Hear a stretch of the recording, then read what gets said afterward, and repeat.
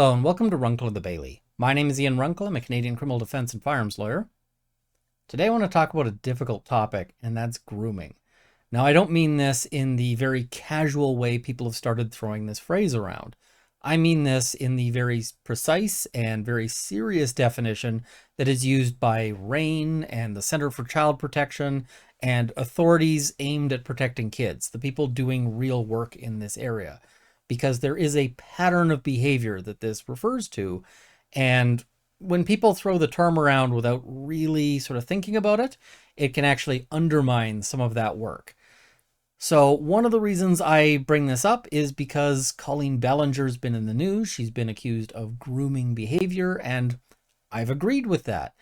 But I didn't really go through and define what grooming is and explain it. And I think that this is important because there's a lot of people out there who may have kids and may not actually understand what this looks like and may not understand the risks. And this is really, I think, important because a lot of people have the wrong idea about the risks that their kids face. People are especially concerned about sort of a white van or a creepy guy in the bushes. And I'm not going to say that doesn't happen, but statistically, the far greater risk, and I mean it's not even close, is people you know, people who you're close to, people who you probably trust. In many ways, the last person you'd think that this would happen, from. There is very serious betrayal of both the child and the parents often. So I want to talk a bit about the sort of identified behaviors that go into it and what a parent might see. And I may refer back to some of the Colleen Ballinger allegations just to point out that these are things that can look really innocuous, and that's why they're so dangerous. This is a pattern that we see from offenders over and over and over again. It's not that they're learning it anywhere, it's just that these are techniques people sort of naturally develop to manipulate kids. And I should also note that not all grooming is necessarily sexual in outcome. These patterns, these same sorts of techniques are also used, for instance, by gang members who want to recruit new gang members. There's a little bit of a different spin on it, but it's the same sort of manipulation and control. So let's talk about what goes on. So the first stage is really a stage of target selection. And there's a number of things that go into that, but it's going to be an adult identifying a child and saying this is who they're going after. And they'll do this based in part on their preferences, but a lot of it is going to be based on things where they think that that child is going to be vulnerable because this child is isolated, because this child is emotionally fragile. Maybe they're bullied by other kids. Unfortunately, a lot of these predators look for the people who look like they're stragglers, the people who are struggling in society, and they say, those are the people I'm going to go after because those are the people with the biggest needs that they can play on. So if you're a teacher or an educator or anybody like that, and you see people who are really in that position, you should be aware that they're probably actually at higher risk as well of all sorts of bad outcomes. Now, the next stage is one of gaining trust. And gaining trust happens in a variety of ways. They may already occupy a position of trust.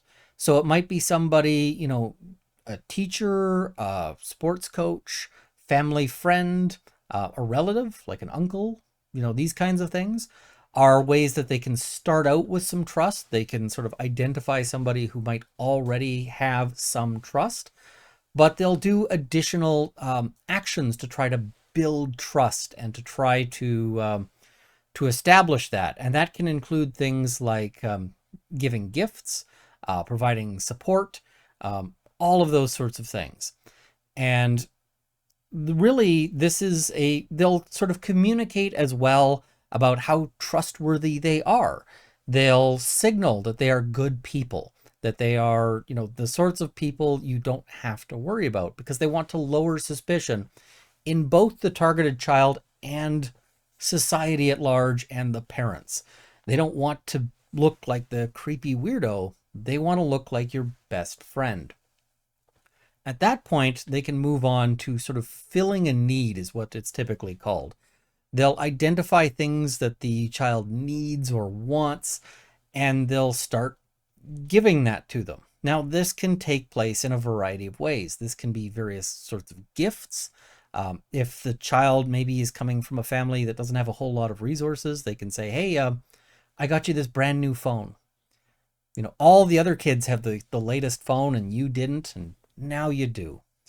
Or if the kid is really lonely, filling a need might be just talking to the kid, spending time with them, somebody being there for them. All of this stuff at this stage seems really innocuous. There's nothing here that you could go to the police with, for instance. You can't say, hey, this person totally gave my kid a phone. The police are probably going to say, what do you want us to do about that? Just give it back or whatever.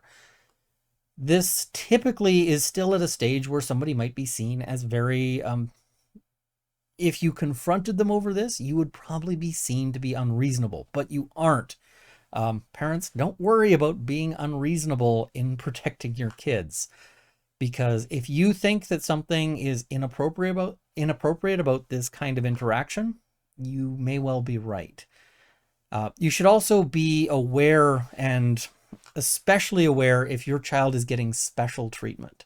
So if the sports coach has identified your kid as special and is putting all of this extra attention on your kid, and you've seen your kid play, they're not like the next superstar,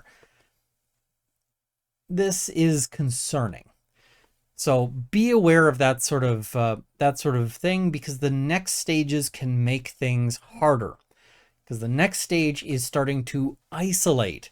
And there's different ways that they will isolate the child from their support structures, their parents, and so forth. That can be doing things like arranging times when they'll be one-on-one. And the internet is making that a lot easier. They can just communicate via, Snapchat, via, say, a special group. One of the things that was identified with the Colleen Ballinger thing is that she has this special group of Colleenie's Weenies, which is really isolating people and might be a little concerning in this pattern. When we look at the sort of background there of identifying vulnerable kids and providing them with support and so forth, all of this kind of plays into that pattern.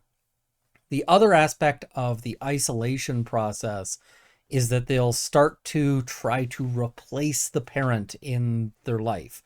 They'll say, listen, we've got a special bond, and your parents just really don't understand. And they might try to be the cool uncle or the cool whoever who will provide them access to things that their parents don't. And really at that point, what their goal is to create a very special and isolated connection with this kid, such that they can talk to them without being supervised and without any sort of monitoring. They want to cut the connections that have the kid talking to their parents or talking to teachers or other things, so that it's just them and the kid. And this is where things can start to get more dangerous. The next steps are to start introducing sexualization.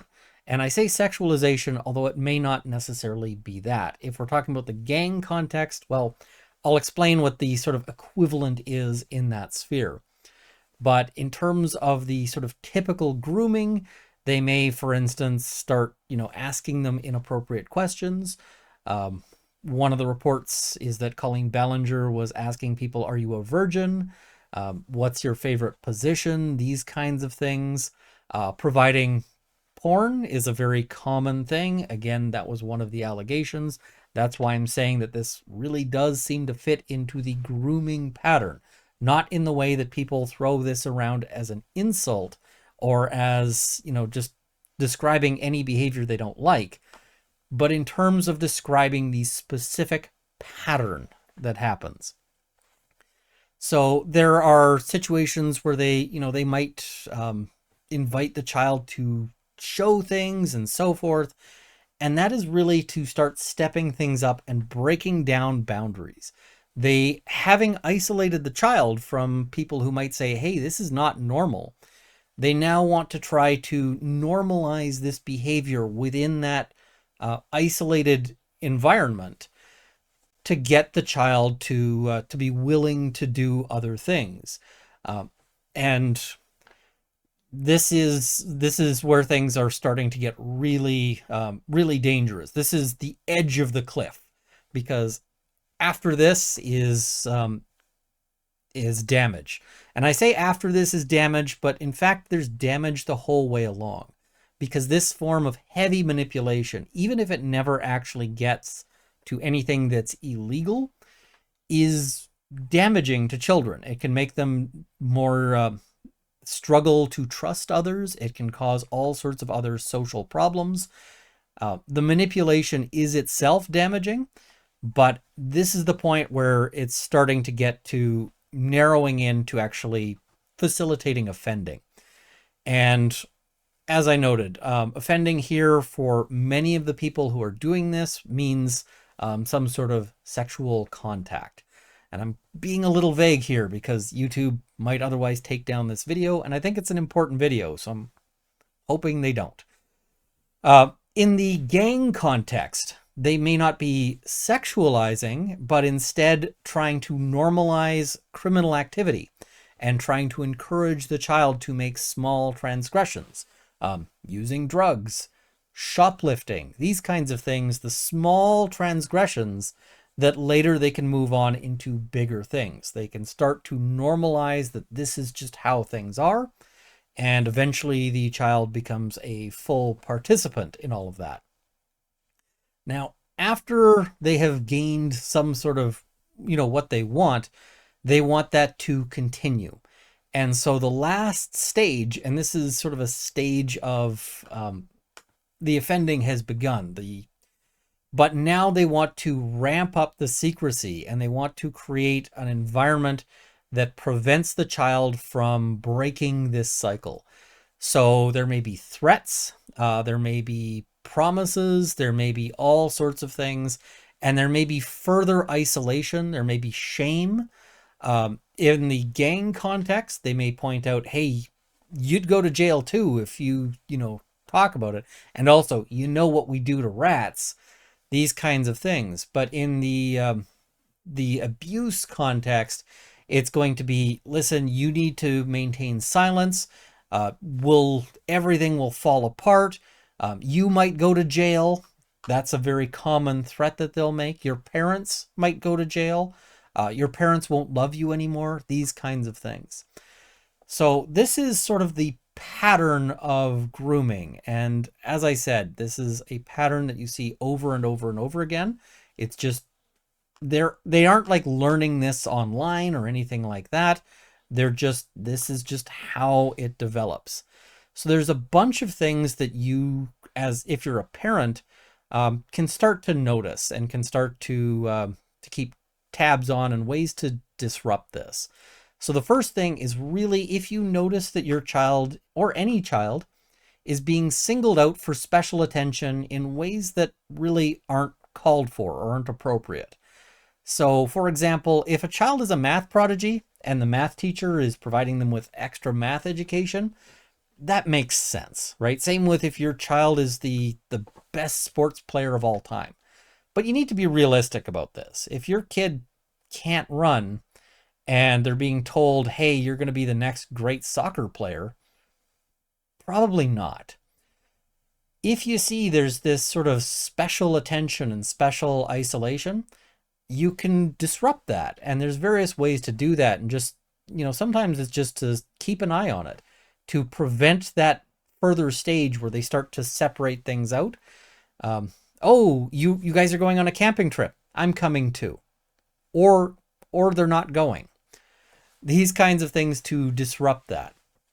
If your child is being given gifts, and if these gifts might be little or they might be big, but if these gifts are inappropriate or they don't make any sort of sense, like if a teacher goes and it's the last day of school and they bring a little bag of candy for every kid, probably not a concern. They're just bringing a bag of candy for every kid as a goodbye, enjoy the summer thing. But if they're specifically calling your kid aside at the end and giving just your kid a bag of candy, that bag of candy might have a value of $2, but it should be throwing up all the flags, and you should be very concerned about that behavior, because that's a problem. That's inappropriate, where they've separated out your kid for that special attention. Similarly, if the gift is inappropriate because it's too expensive, if you see somebody, if your kid's sports coach gets them a gift of a brand new phone, which might be, $1,000, would you really spend $1,000 on some random kid? They're making an investment, and the investment is in evil. So be aware of all of that. Also be very aware if they're getting gifts that are inappropriate in and of themselves. And by that I mean, pictures, or in the case of Adam McIntyre was sent lingerie. These kinds of things should be extremely troubling. So all of those be very aware of. Also, if you start to see anything in the form of boundaries being broken down. Now, this is usually something that comes after that sort of isolation, and you should watch for the isolation too.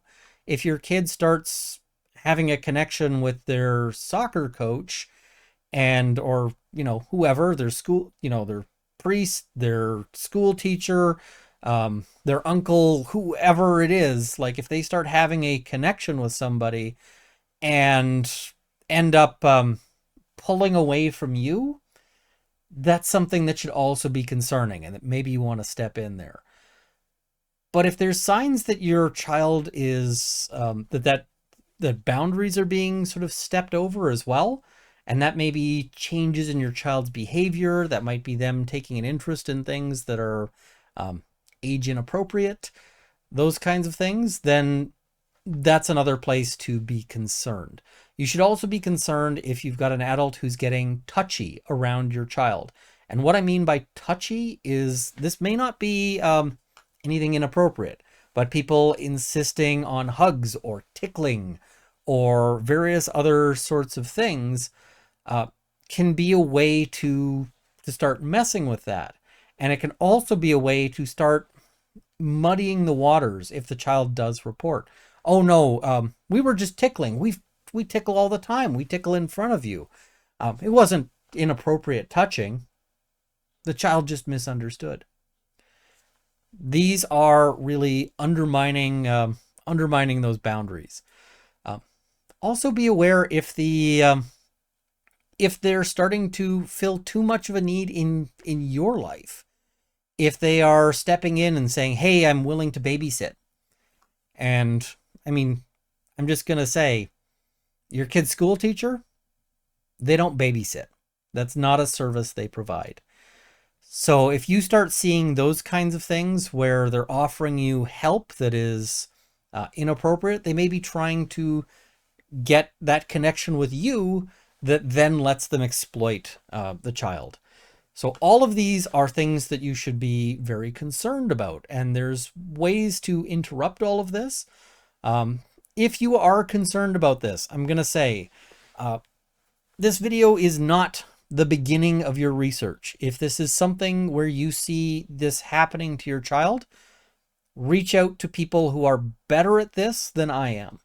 I do criminal defense. I see these files after they have become tragic, and I see the literature on these things, but reach out to one of the organizations out there that deals with this.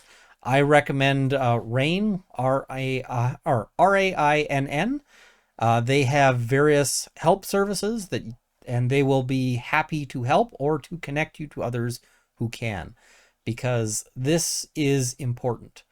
And the other thing is that at the end of the day, all of this is designed to take place covertly.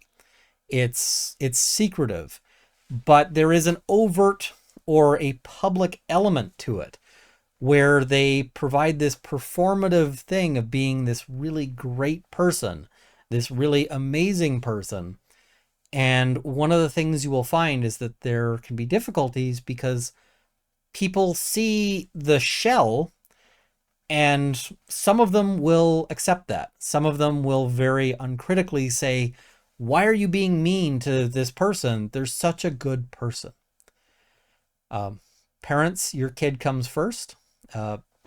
And if you have a bad feeling about something, it's probably that you've got a reason to have a bad feeling. That doesn't mean, pick a fight necessarily, but it can mean get your child to safety. So I think this is a serious topic. I did this video after the last one because I realized at the end of it, I had talked a little bit about Bellinger in this role, but I thought it needed a further discussion because, and maybe a more serious discussion, because this is really important. The damage that is done, not just sort of at completion of what their goals were, but also all the way along, can be very difficult to repair and very something people struggle with. So if you can prevent that for your child, that is an amazing, amazing gift, and one of the most sacred duties of parenting is to defend them from all of that. As mentioned, people really get this notion that the danger is from the creepy stranger out there, and it's really most likely to be from your most trusted friends and family members. So, yeah, heavy topics. And I guess at this point, I'll sort of wrap it up. I don't know what YouTube's going to do with this video. I'm going to try to post it to other platforms as well, where it'll probably survive. But I think it's important. So thank you to my Patreon supporters who make it possible for me to cover some heavy topics sometimes, because I suspect this one is not going to be great for either, for anything, but so at the $50 level, Traveling Science Man, CCFR, CAME, Canada's National Firearms Association, and the Canadian Shooting Sports Association. At the $30 level, Sights and Arms Limited and Jane Babe and Luxor. And at the $20 level, Lindsay Metcalf, Larry Kalniak, Kyle Fox, Here's a Coin, Legal Witcher, Cameron Johnson, Andrew Elsich, Vicky, and Dorky Dane. Thank you as well to my $10 supporters who will be in the crawl immediately following. Thank you for watching. I really, I think more than any of my other videos, I hope this is one that has armed you with knowledge. So, thank you for watching.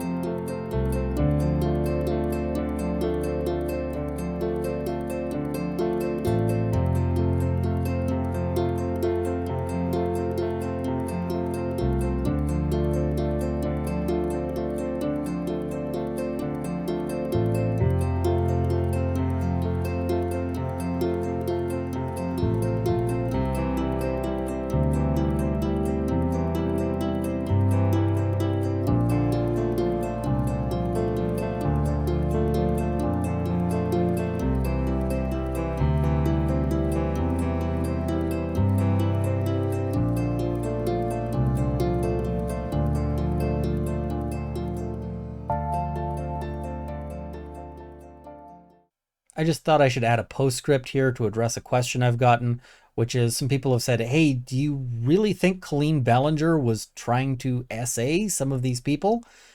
And frankly, my answer is no.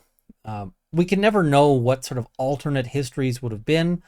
And if we assume that the allegations that have been made are correct, and some of them have stronger evidence, some of them less strong, but if we assume that they're correct, that is a pattern of manipulation, but that doesn't mean that all manipulation is going to the same end. What it seems from the sort of pattern that's been alleged, again, if we assume that it's correct and it's only allegations, but it seems like the goal was free work and support and those kinds of things rather than the traditional. So it's a very unusual circumstance, but I think it is a good example of grooming behavior, even if that wasn't the goal.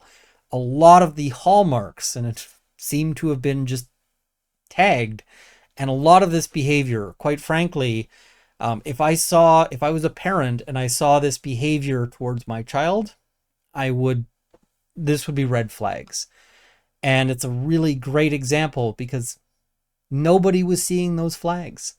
Even as Adam McIntyre was saying, this is messed up, the world rallied around to say, no, it's not. You should shut up. And that's how this thing goes sometimes. But it's still important for parents to recognize these things so that they can try to intercede and try to help and break those cycles. So, yeah, I guess those are sort of closing thoughts.